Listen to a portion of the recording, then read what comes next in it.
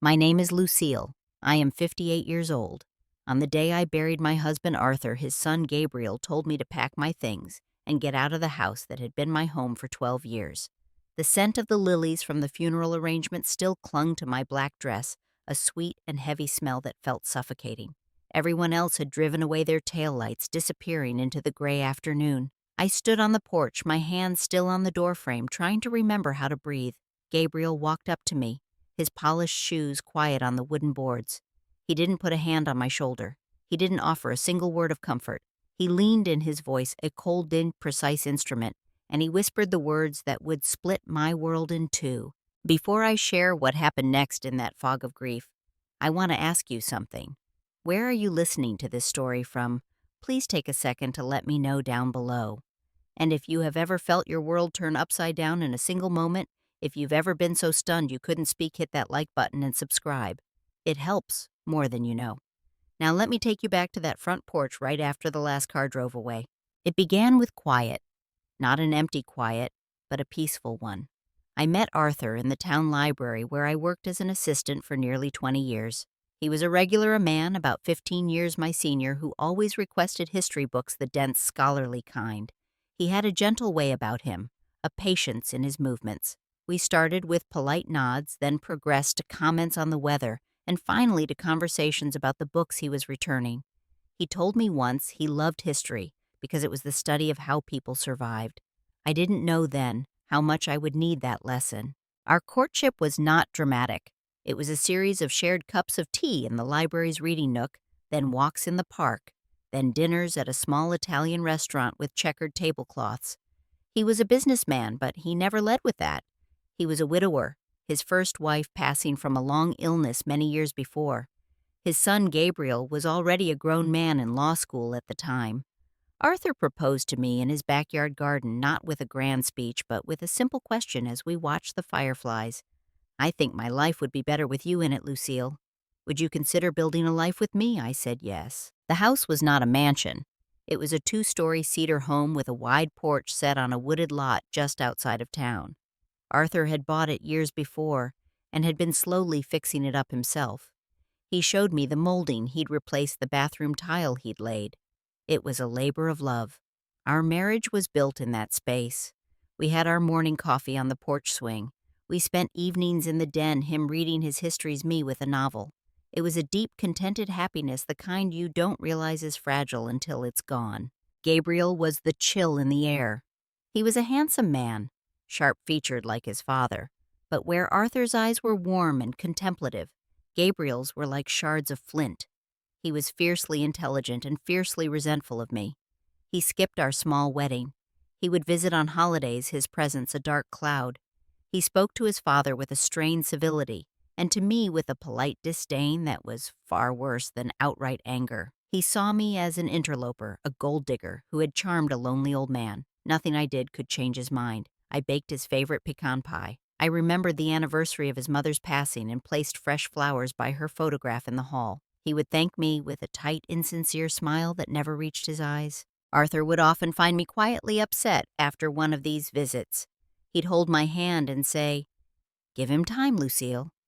His heart has been armored since he lost his mother. He thinks loving you is a betrayal of her." I tried. I really did. For 12 years I tried. I clung to the hope that one day maybe when he had children of his own he would see that love isn't a finite resource, that there was room in his father's heart for both his memory of his mother and for me. It was a naive hope, but it was the thread I held on to. The last of the mourners' cars had vanished down the long driveway, leaving only Gabriel's sleek silver sedan and my friend Eleanor's sensible sedan parked by the old oak tree. The silence was different now, hollow and aching.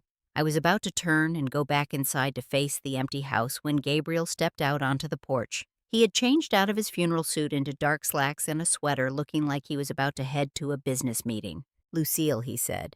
"Not stepmom. Never that. Gabriel." I replied, my voice thin.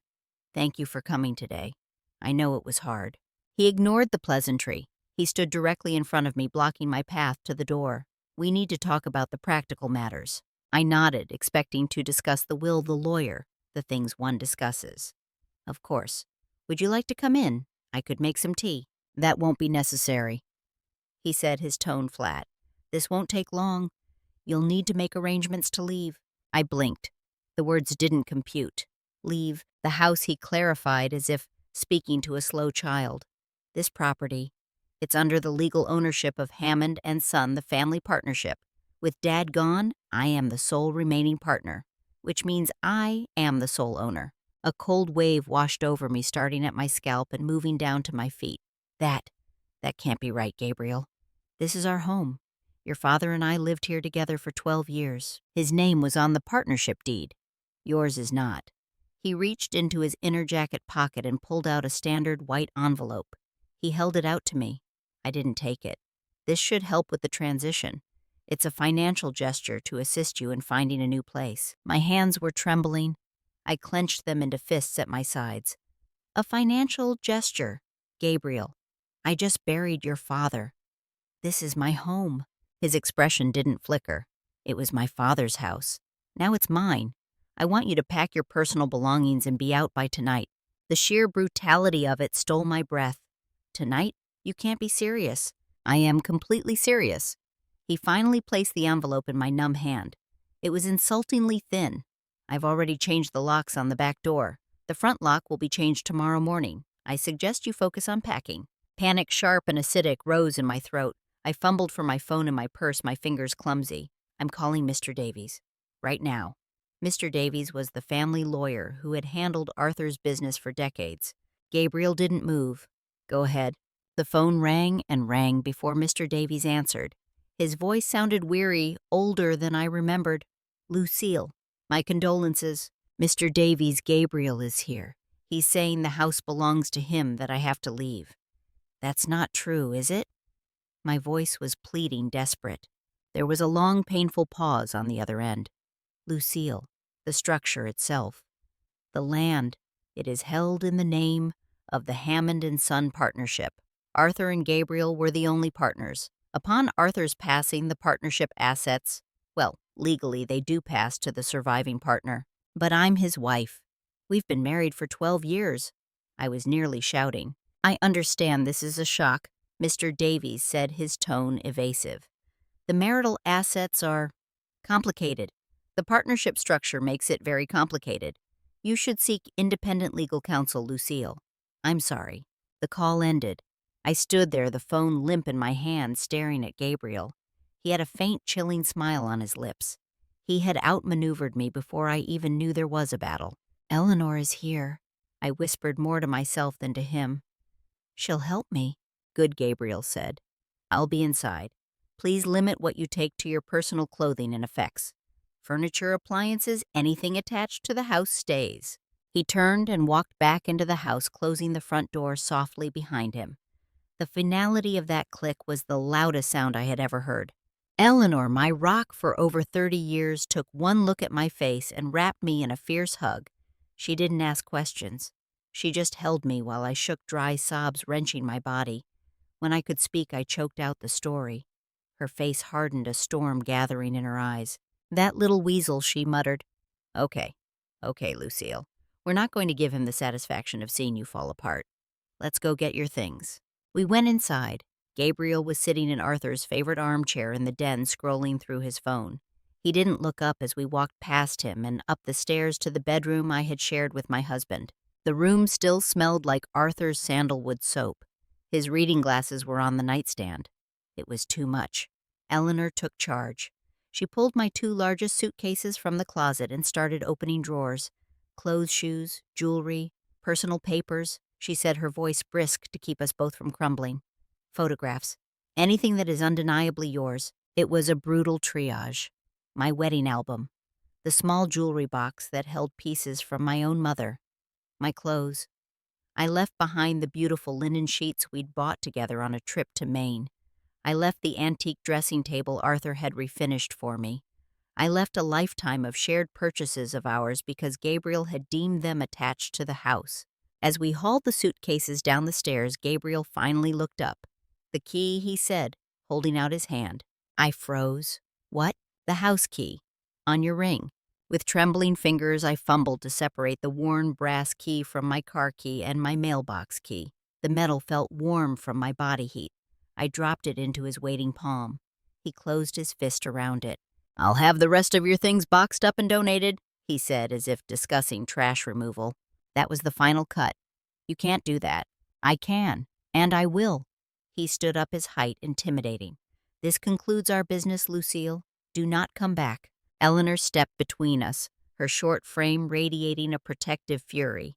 "You listen to me, you miserable piece of work." "Karma has a long memory." She took my arm. "Come on, honey, we're leaving this awful place." We walked out. I didn't look back. I got into Eleanor's car, and she drove me away from the only home I'd known for over a decade. I was 58 years old, a widow, and now effectively homeless. The envelope Gabriel had given me sat in my lap like a dead thing. Later, in the guest room of Eleanor's cozy, cluttered bungalow, I opened it. It contained a cashier's check for $5,000. $5,000 for 12 years of my life. It was not help. It was a price tag, and he had valued me as something cheap and disposable.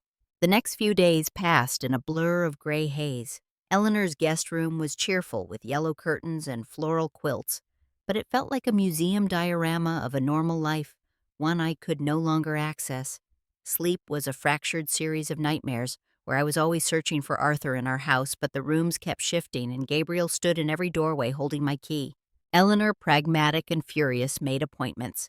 She drove me to see a young lawyer named Ben Carter, who had a shiny office and a confident smile.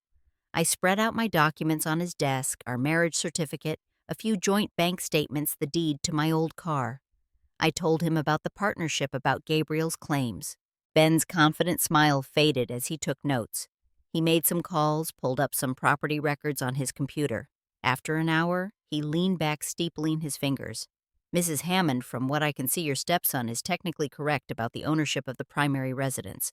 The title is held by Hammond and Son. Unless your husband had a separate will that specifically bequeathed his interest in the partnership to you, which from your description he did not, the surviving partner clause is likely enforceable." "But what about the money?" I asked, my voice small. "Our joint accounts." Ben asked for the account numbers. A quick call to the bank revealed the truth. The main joint checking account, which usually held a comfortable balance for household expenses, had been drained. A bank representative, her voice politely neutral, explained that Mr. Gabriel Hammond, as a verified partner of the deceased, and with the death certificate, had facilitated a transfer of the remaining funds to settle partnership debts. The balance was now $12.47. Arthur had always handled the larger finances. He had a traditional streak. He liked to manage investments, pay the major bills. I managed the grocery budget, the household incidentals.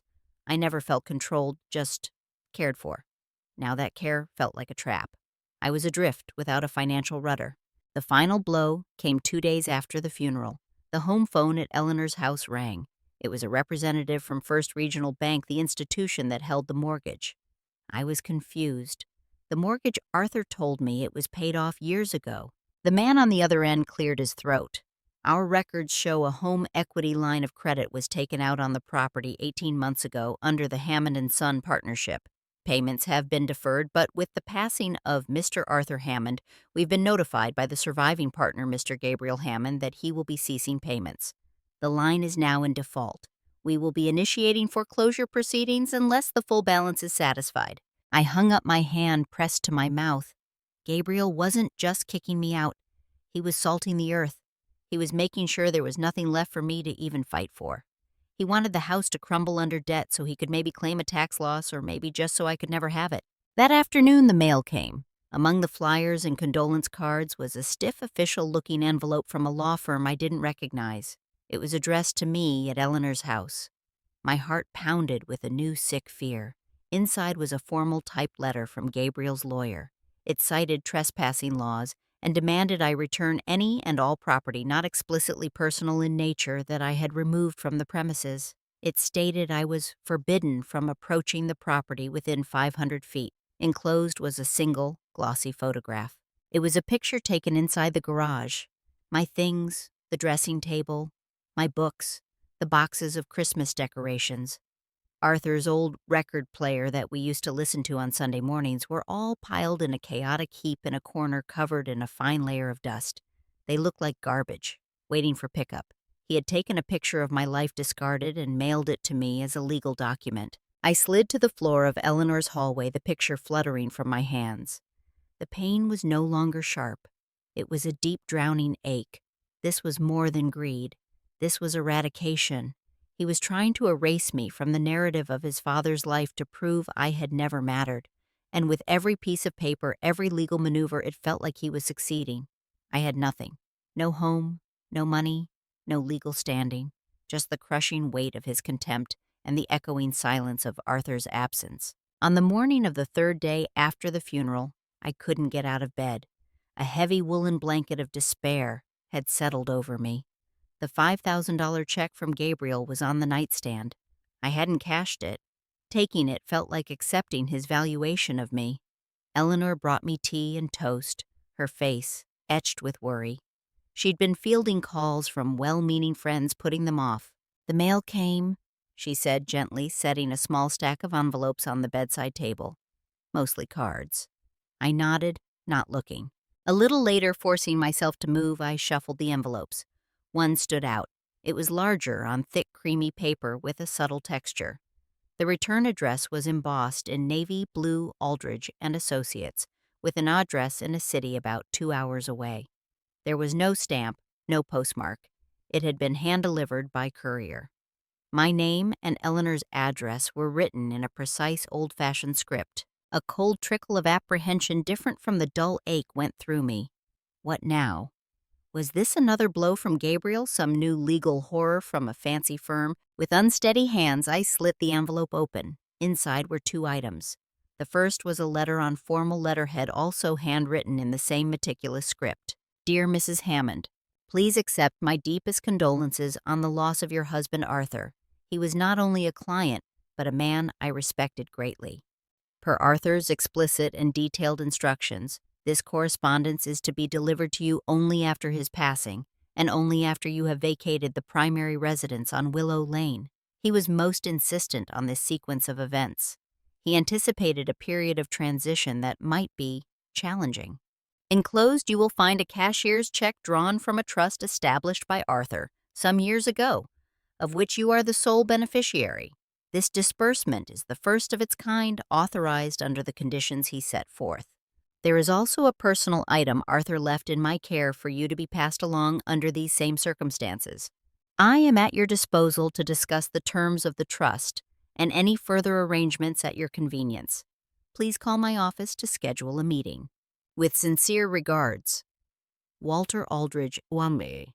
I stared at the words, my brain struggling to process them. He anticipated. My eyes fell to the other item in the envelope. It was a cashier's check. My gaze skimmed over the numbers. It wasn't $5,000. It was $500,000. A sound escaped my lips, a gasp mixed with a sob. I dropped the check and the letter as if they were on fire and pressed my fist to my mouth. $500,000. It was an impossible sum. It was life-changing. But the money wasn't what made my tears flow hot and fast. It was the other smaller envelope that had fluttered out. It was a plain, sealed white envelope. And on the front, in Arthur's own familiar, slightly shaky handwriting, were the words, "For Lucille only when the other road is closed. I love you. A." I clutched that small envelope to my chest, rocking back and forth on the edge of the bed. He knew.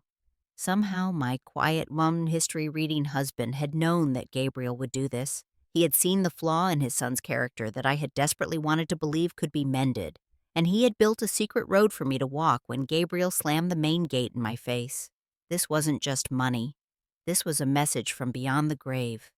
It was Arthur's voice, saying, "I see you. I loved you. I am still taking care of you." For the first time since his death, I didn't feel entirely alone. Eleanor drove me to the city 2 days later. Mr. Aldridge's office was in an old, dignified brick building, all dark wood and leather. He was a man in his late 70s with a full head of white hair and kind eyes behind wire-rimmed glasses. He reminded me of the wise grandfathers in storybooks. "Mrs. Hammond," he said, rising to shake my hand. His grip was firm. "I am so very sorry for your loss. Arthur spoke of you often. You were his peace." We sat. He poured tea from a silver pot.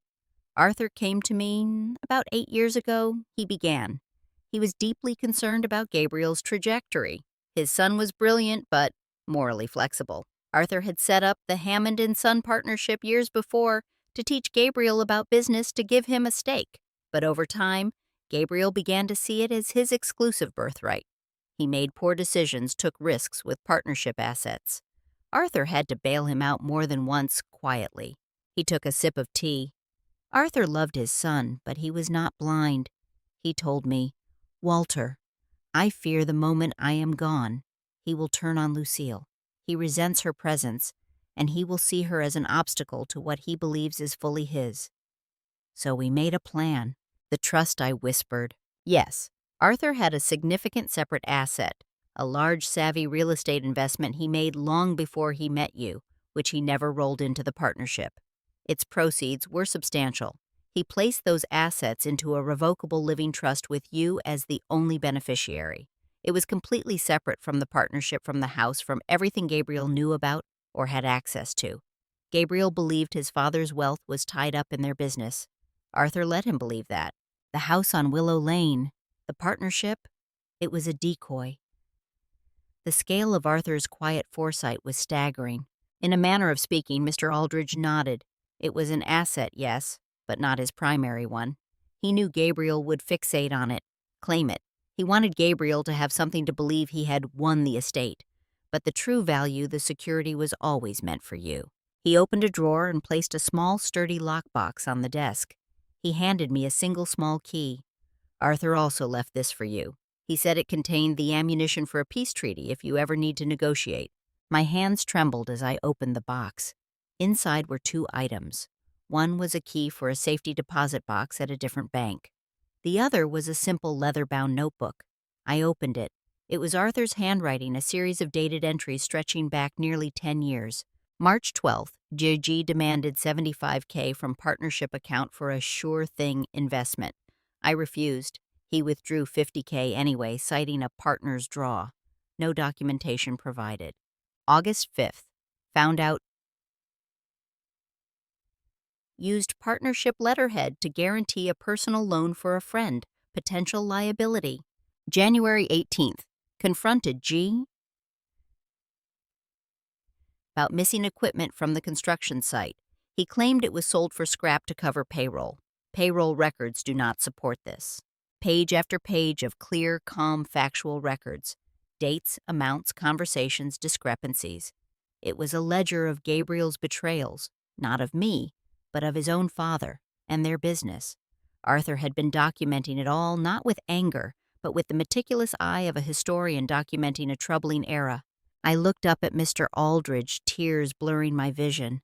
He was protecting me, even from beyond. He was, Mr. Aldridge said softly. He wanted you to have a choice. You can take the funds from the trust and build a beautiful new life far away from all this. That is what he hoped for you. Or he gestured to the notebook. You have the means to seek a more direct form of justice.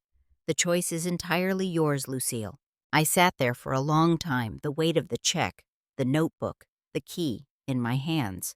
The numbness was gone, burned away by a new clear flame. It wasn't rage, it was resolve. Arthur had given me the tools not just to survive, but to reclaim my dignity. He had given me back my power of choice, and I knew with a certainty that settled deep in my bones what my choice would be. A week later, I sat in Mr. Aldridge's conference room, Eleanor by my side. Across the table was Gabriel, accompanied by his own sleek, expensive lawyer. Gabriel looked tense, his usual cool arrogance replaced by a pinched, wary expression. He had been served with a stack of legal papers, and their contents had clearly shaken him. "This is frivolous and vindictive," Gabriel's lawyer began, but Mr. Aldridge held up a hand. "We can dispense with the theatrics," Mr. Aldridge said, his voice calm but firm. "My client has a formidable case. The trust is ironclad. The evidence of your client's mismanagement and misappropriation of partnership funds as documented in Mr. Arthur Hammond's own hand is substantial. We are prepared to file both civil suits and, given the nature of some transactions, refer the matter to the district attorney's office for potential criminal investigation." Gabriel's face went pale. "Criminal? You can't be serious." Those were partnership matters. A partnership you systematically looted, I said, speaking for the first time. My voice was steady, much to my own surprise. You didn't just take from the business Gabriel. You took from your father. You betrayed his trust long before you ever betrayed me. He glared at me, the old hatred flaring. This is your doing. You turned him against me. No one could turn Arthur against you but yourself. I said the truth of it clear as glass. He loved you. He was trying to protect you from yourself. And all you saw was an old man you could manipulate. What do you want? Gabriel spat out the question directed at his lawyer, but it hung in the air for me. I looked at him, this man I had tried for 12 years to connect with. I felt no hatred now, only a profound pity. I want the house, I said simply. He scoffed. It's mortgaged to the hilt. It's a liability. I am aware of the home equity line you took out, I replied. I want you to sign a quitclaim deed transferring full and clear title of the Willow Lane property to me for the sum of $1.